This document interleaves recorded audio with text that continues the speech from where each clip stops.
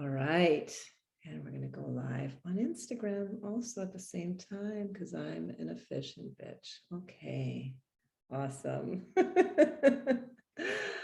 All right. Welcome, Rompereglas. Welcome to day 4 of Revolutionary Relationships, where we will be talking about, where is this thing? We're going to be talking about pleasure and power. And it's really about shadow work, shadow alchemy. So day 1, we talked about the energetics of intimacy. Hi. And the energetics of intimacy and connection, and the relationship that you have with fear as being vital to opening pathways to creating relationships that support the conditions for intimacy healing. And on day 2, we went over the 5 energetic relational strategies and how tracking them to support you in attuning to your fears, the needs, and the desires underneath helps deepen your capacity for intimacy and connection by bringing them into conversation in the present, right, with your partner or partners. Day 3, we talked about becoming a nervous system ninja, which is really, really important, particularly in polyamorous relationships, right, where you have to have just more capacity to manage all of the emotions and the parts of you that get dinged in relationships. So we got into mind mastery there, uncolonizing mind, body, spirit. We talked about the 4 pillars of intimate communication and embodied relational presencing, which is the foundation of, it's like a foundational tool that's in everything that I teach. Hi, everybody. So today we're diving into power and pleasure. We'll explore how shadow alchemy can open you up to new and previously unbeknownst levels of intimacy through radical self-ownership.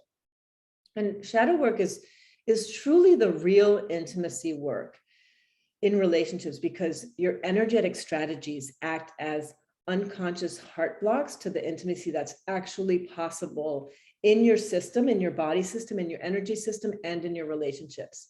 And the more intimate your relationship, of course, the more shadow will arise, because it's going to get poked more, because it's going to come closer to those protective defenses, right? Like I think of bodies as a house, and the shadow is often like the rooms that have the door closed, that where nothing is allowed to enter, right? Love isn't allowed to enter. It's just kind of like, no, we keep the lights off in this space. And the closer, the more intimate the relationship, the more you're going to get poked on the door, like the door is going to get knocked on.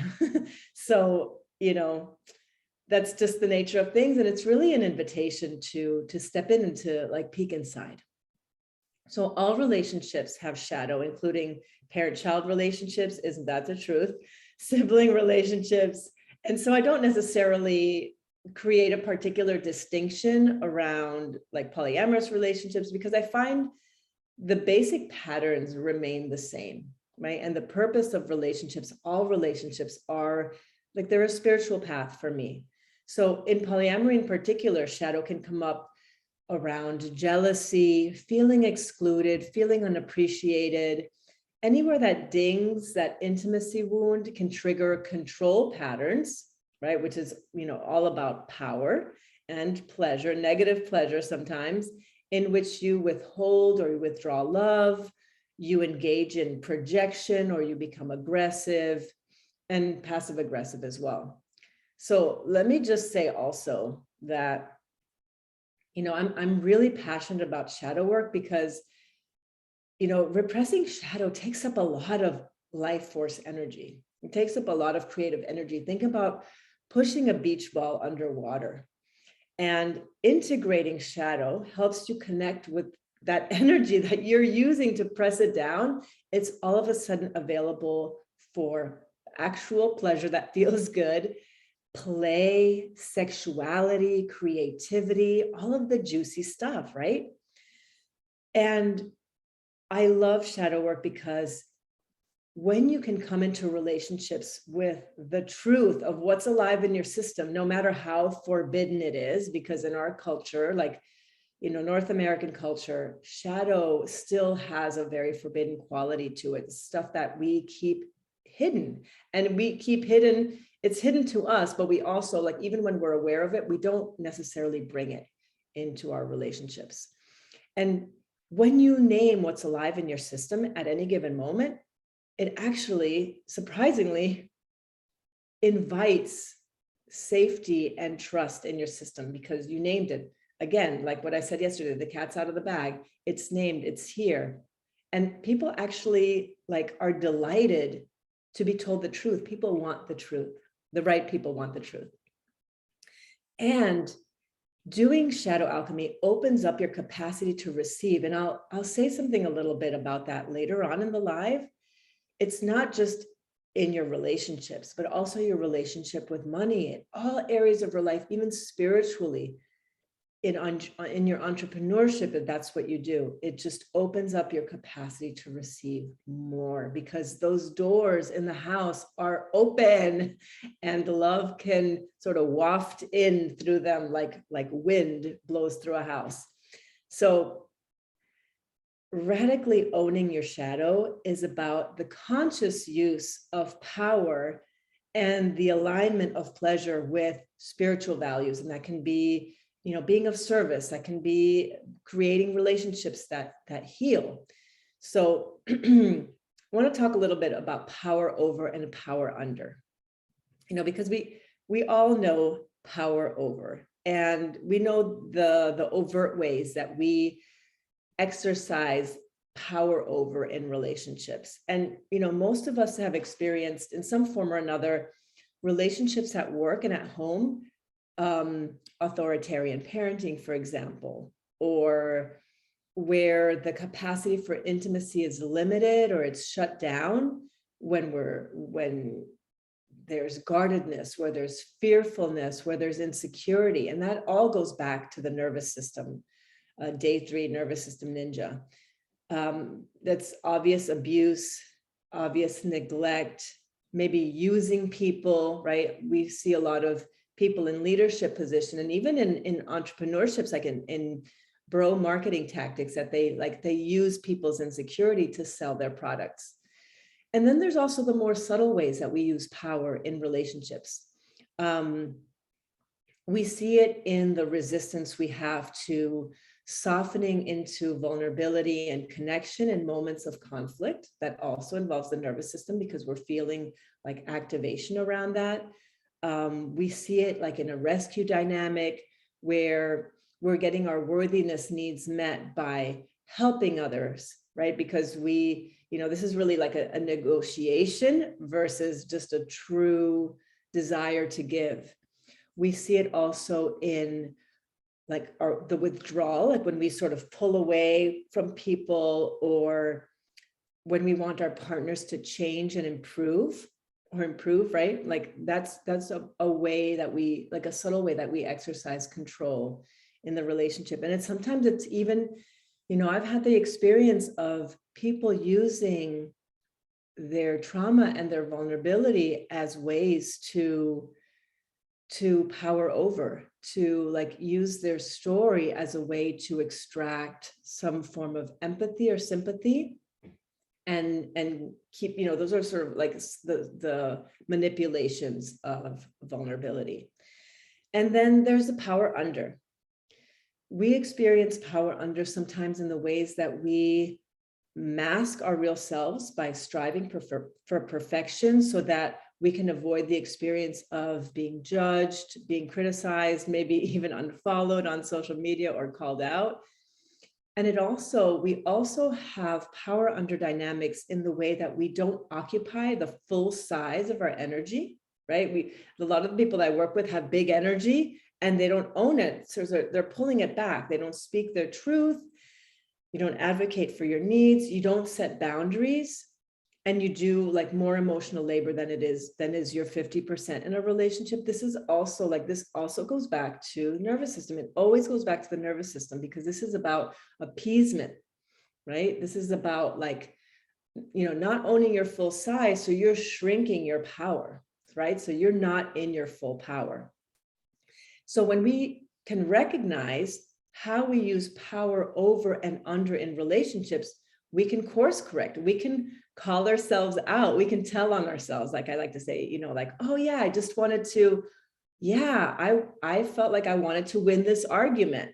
and then it's like, again, it's like, it's out there, and just bringing that truth, because like, we're not stupid.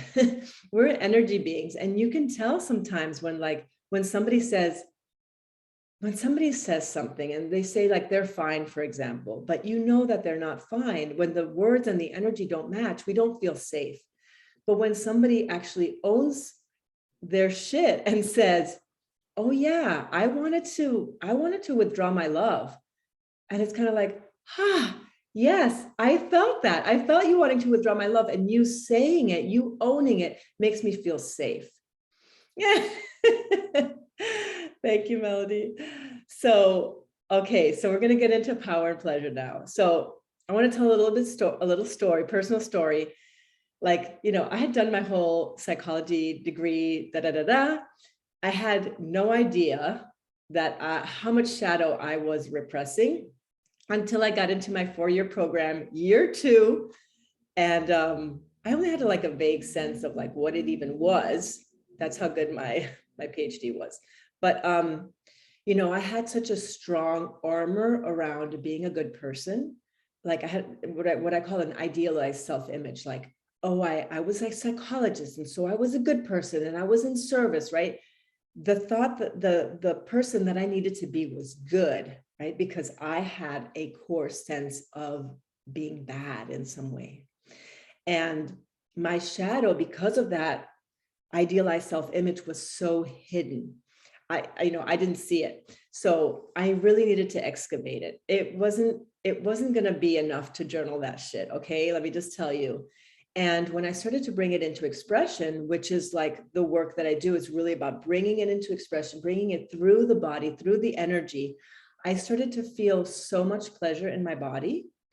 And it was like the pleasure of like, ooh, how much I love to control, the pleasure of like how much I love to judge people, the pleasure of how much I love to withhold, and how all of that was playing out in my relationships.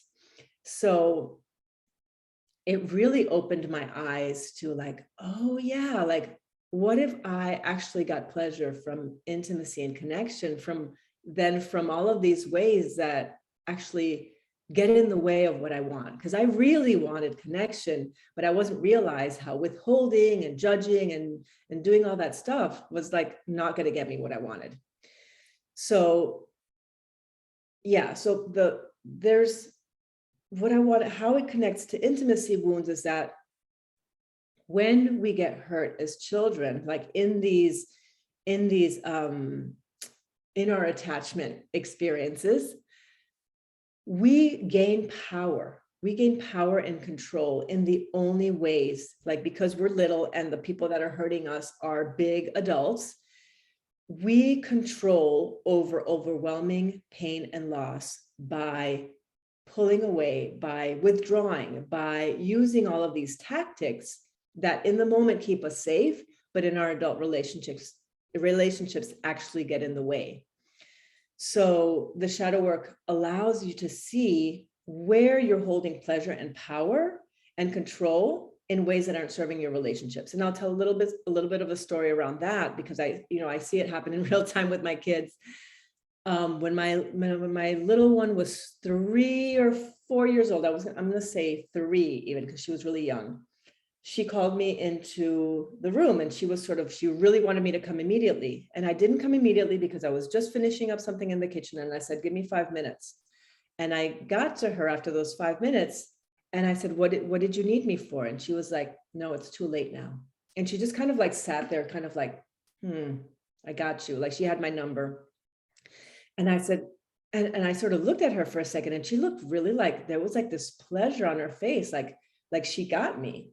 And I was like, it looks like I noticed there's a smile on your face, even though a moment ago you were really upset. And she's just like, yeah, she said something like, I don't love you anymore. And I was like, oh, okay. And I could see how she was in an overwhelming pain, and that me not being there was really, really painful. And then when I came to her, she had already armored up her heart, and she had made a decision, an unconscious one, because she was too young, but she made an unconscious decision to withdraw her love from me. And that was going to give her power and control because I wasn't coming to her quickly enough. So, I want just to offer that as an example of the ways that we make these unconscious decisions in really benign moments. They don't even have to be in moments of overt abuse or neglect, but like, hey, that was 5 minutes, So 5 minutes too late already contributed to her shadow, which we're still working to unwind, by the way. So, sometimes shadow in relationship, sometimes we recreate experiences in our relationships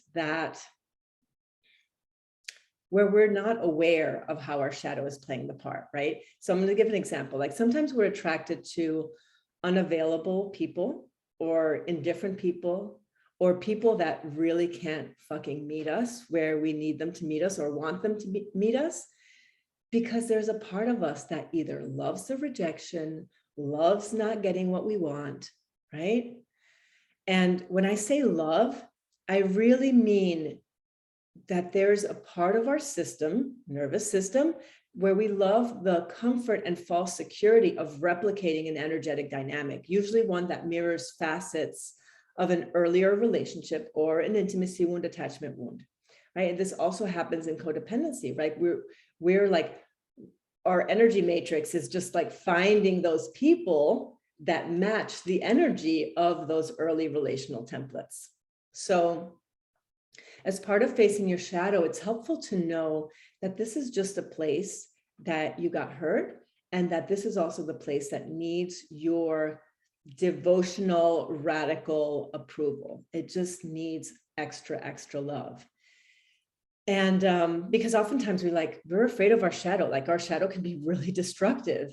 And that destructiveness, we're afraid of it. And yet when we are allowed to unleash that energy through expression, there's so much power in there. There is real power in there that you can put in service of whatever creative projects you're working on, your entrepreneurship, anything, right? Your sex life.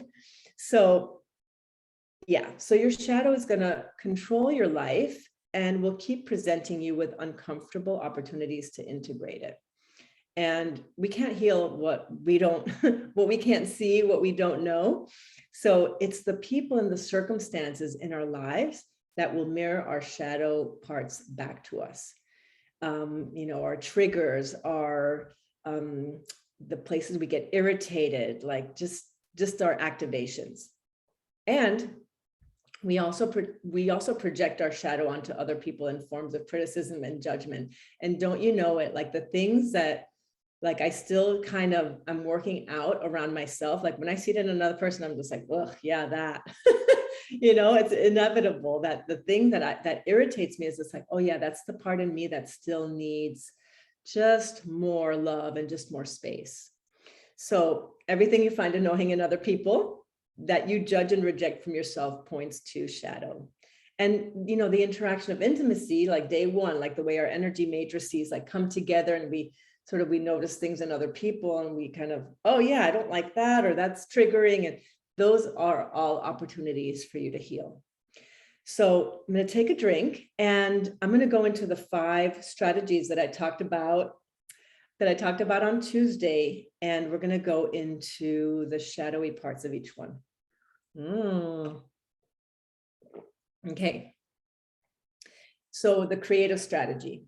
We talked about this was the wound of having been misattuned to and of being exposed to a fearful situation. So this is the energetic strategies: holding together, leaving the body, checking out, and there's a fear of annihilation. And some of the shadow statements here are really about like the refusal to be embodied, the refusal to, you feel triggered? Yeah. The refusal to be fully human, to be in all of your messy emotions. There's a refusal to even in the way that you keep track of your paperwork. Maybe there's a refusal to do really sort of the groundwork around like maintaining your life. Maybe there's like your bills are all in a chaos or something. Or maybe you won't even commit to your own body. Maybe there's ways that you neglect your own body. Maybe you don't feed yourself very well. So that can be part of the shadow of the creative strategy. And this is generally speaking, this is not necessarily in relationships. In relationships, sometimes it manifests as having one foot out and one foot in the relationship. So in the merging strategy, which is the second strategy, this is the wound of insufficient nourishment. This is a holding on type of energy, right? The desire to merge. It can manifest as the role of the rescuer, looking for victims to rescue so that they can be rescued in some way, or they can experience validation. I say them, but I really mean me. And this is the fear of abandonment. So some of the shadow statements from the merger strategy is, I'll make you give it to me, right? Like I'm going to make you give it to me by me giving to you. I'm going to make you give it to me. I'm going to take it. It's mine. Or I won't need, right? There's a denial of one's needs. I want to get more than I give. There is this feeling of, I don't want to engage in a give and take. I want that life owes me something. Or it can manifest as the flip of being, I'm going to give unceasingly to other people and not receive from others or give to myself at all, right? So I'm going to deprive myself, but I'm going to give to others. So there's this extraction that's happening. And then there's this like martyrdom that develops from that place. So the third strategy is the enduring strategy. And this is the wound of having been over-controlled. So this is the holding in strategy, the holding in and down of the energy. That comes across sometimes in sort of brooding or whining or suffering in silence, resentment. And there's the fear of being defeated or of being crushed or humiliated. And some of the shadow statements here are around like, I love negativity. I will repress my real self. So there's a real like self-sabotage going on there. I like blaming others and being the victim. I intend to stay deprived and unhappy in my life. I won't be happy out of spite in order to punish other people. And then there is the, the challenging strategy, the fourth of the fifth of the five strategies. And this is the wound of having been betrayed. This is a holding up energy, right? Moving the energy from the thighs and the hips into the upper body. And there's definitely the use of power and the use of seduction to draw people in, to make people like you. And there's a fear of vulnerability and a fear of being controlled themselves. And in this strategy, some of the shadow statements here are, my way, I'll make you do it. Withholding from life in some way and not trusting. I won't trust that me giving freely will be appreciated or returned. I will hold out against other people. I will punish them by not giving them what they want from me. And in withholding, I will feel powerful, right? There's like, oh, you didn't call me back? Well, I won't call you back, or I won't talk to you for a couple of days and you're going to miss me, right? This sometimes happens. So the fifth of the five strategies is the rigid strategy. This is the wound of rejection. And there's a holding back, right? I always imagine this as like pulling back the heart, but also pulling back the sex in some situations. There's a leading from the head, not the heart. There's a preference of function over feeling. Maybe there's judgment, a lot of criticism. We experience judgment and criticism within ourselves. And there's underlying all that is the fear of rejection. So some of the shadow statements here are, I won't surrender. I'll never let you have me. I won't feel. I like being cold. It makes me feel powerful. And the more unattainable I am to other people, the more others will have to come after me. And I don't care if it's also lonely. I just won't feel, right? So I just want to pause here for a second for you to feel it in your own body, to feel how some of those statements resonate or some don't, or some like resonate and you're like, oh, I don't want to see that, you know? And of course, it manifests in much more subtle ways in relationships. So I named, in describing the five strategies today, I talked about like specific fears. And in each of the fears is the clue as to what's going on in the unconscious. So when there's a fear of annihilation, there are parts of you that you are annihilating. When you fear abandonment, there are parts of you that you've abandoned or that you abandon, like in your internal system, right? When you fear defeat, it's likely that there's a part of you that you're defeating. And when you fear being controlled, you're controlling parts of yourself that want to be free and want to be expressed.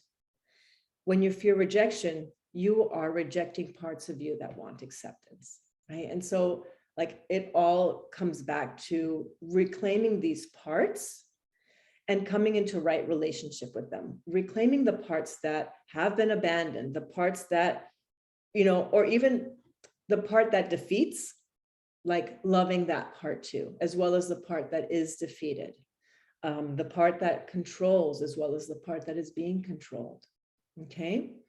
And so by right relationship, I mean being in approving relationship, being in compassionate relationship, and practicing attunement internally with those parts. We often talk about attuning to other people, right, in relationships.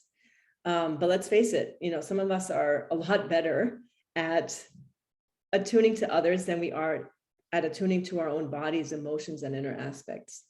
Oh yeah, I'm a control queen too. Totally. I hear you. So I just want to ask for something like, what is your relationship to need? What is your relationship to the anxious parts inside of you? What is your relationship to the part of you that wants to be liked? You know, what is your relationship to the part of you that loves attention, right? Because I ask this question because everywhere in your inner landscape that you're not in right relationship with is a place that you won't receive. And I don't say can't receive, but can't receive. Yes, I understand because you're not aware, but we really have to own the part of you that won't, because when shadow is formed, it's formed out of a decision of like an unconscious decision that I won't ever, right? Like it's actually really, really strong. It's not a collapsed I can't. It's like we have power. We're making a decision to control an experience. So, you know, when I talk about won't receive, I'm thinking again about the house and the rooms that have the doors closed to them. When we have the doors closed, we can't receive into those spaces, right? There's let's say love is blowing through this house. It's not going to be able to come into those rooms where the doors are closed. And so shadow acts as an intimacy repellent. And, you know, all the while you'll be frustrated and confused as to why you're not getting what you desire when sometimes when it's actually available, but what's happening is that you're not available to it. So I just want to share like how we actually face shadow. Well, the first is that you're going to have lots of opportunities to face shadow because you're going to be activated in your relationships. And especially if you're polyamorous, you're going to be activated up the wazoo. You're going to have lots of opportunities to get activated. So you're just going to observe. The first step is just to observe, just notice and like, let yourself just like take inventory of like, oh yeah, I'm getting activated here. And just like, let yourself observe, just observe. The second step is to inquire. So that's where you want to approach it with curiosity. You observe and you're like, oh yeah, I'm noticing I'm really getting triggered by this person who's posting this and this and this on social media. Why is that? Instead of just going straight to judgment, you're like, oh yeah, I'm noticing that I'm judging this person, but there's something deeper here. And then there's the approval. You want to turn towards the judging part with compassion, and you want to notice if there's, or ask if there's a need, a desire underneath it, right? What is the need and the desire underneath that part? Maybe there's a part of you that wants to be seen. Maybe this person is very visible and like, wow, I want that too, you know? And if it's jealousy, sometimes it's like, jealousy is an extreme form of desire coupled with scarcity. So it's like, again, it's allowing yourself to inquire and then approving of those parts that are jealous. Like, yeah, I want something. There's a need here. And then the last step is to really complete the emotional cycle. Like, let yourself feel the need, let yourself feel the desire, let yourself feel, instead of feeling the judgment, let yourself feel what's underneath the judgment. And that completes the emotional cycle. That often opens up the space for what's behind that door to sort of come out. And so just want to reiterate the 4 steps again. Observation, just noticing and awareness. Inquiry, approaching it with curiosity. Approving, turning towards it with compassion and attunement. And feeling, completing the emotional cycle. And I think that part of my favorite part that, like, when working with shadow, is really like noticing, or not noticing, like, I got to get excited about how we can bring shadow into relationships in a way that is kind of like kinky and sexual and kind of hot. So, if you're wanting to spice up your sex life, shadow work is the way to go. And as I said earlier, the more intimate your relationship, the more shadow will arise, because shadow is connected to attachment. It's absolutely connected to attachment. And the importance of bringing it into consciousness and owning it is imperative, because without ownership, we can't have authority over it. And when I say authority, I mean, like, we can't direct it in any particular direction. Like, we can own it. And when we have authority, we can like use it, we can channel it into areas of our life that are of service, that are heart aligned. So there's healthy and playful uses of power and control. So this is an invitation to bring your monsters into your relationship. Sometimes, like, if you're a controlling bitch like I am, maybe you can sort of like be in a dom role in your relationship. Or maybe your controlling bitch needs to get punished, and maybe she needs to be a sub for a little while. There was a time when I, for one of my lovers, I did this dance where I was like pissed at them for not getting back to me at a certain time. And I did this dance. I actually used it in a sensual dance to let him know, like, yeah, I need to get back to me on time, because I have other people I need to get to. And that was like a really fun way of not only letting them know what my boundary was, but also doing it in a way that was playful and fun, and where my shadow could come out. So it can be a persona you play in a kink scene.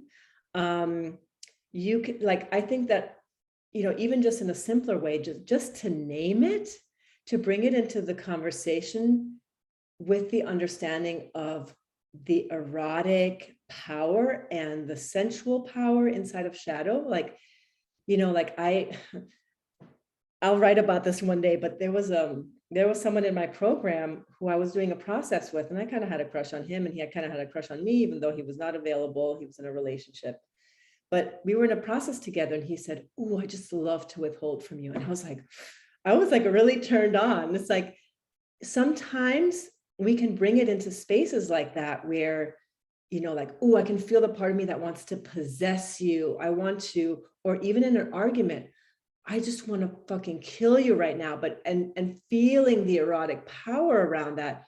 And you're like, oh, something else is here, right? There's an opportunity to be playful, kinky, sensual. I want to push you away. Like, I really love to push you away in certain moments. Or like when you express your vulnerability, there's a part of me that just wants to push you away, and owning that and really feeling the erotic energy behind it. Also, you can bring it into, like, I don't know, like movement with your partner. Like, I've seen people, like couples, like pushing against each other, like using their hands to push against each other, and say like, oh, I want you to stay with me, or like pulling on each other's arms. I want you to stay with me. I want to possess you, or I want to push you away. And that's like, and then you get into like a little bit of wrestling in there. So yeah, so those are fun ways. Those are fun ways that you can bring shadow when you're aware of it, when you're like, when you are so on your shit, when you own your shit, you can own it in a lot of different ways and in playful ways, and then use it in service of creativity, sexuality, anything that you want, anything that you want. So when you own your shadow, you have power. You have so much more power, and we can use that power in healthy ways in service. Okay. And in service of healing in our relationships. This is what it's all about, right? Creating relationships where people, when you own your shadow, there's more space for your partner to bring their shadow as well. Okay. So I love doing this live today. Slide in my DMs, ask me questions, leave comments. I love talking about this stuff. It's my favorite part. I think it's really alive work, shadow alchemy. So I welcome you to share more, and thank you for the people who showed up here live. It was so rewarding to talk to you.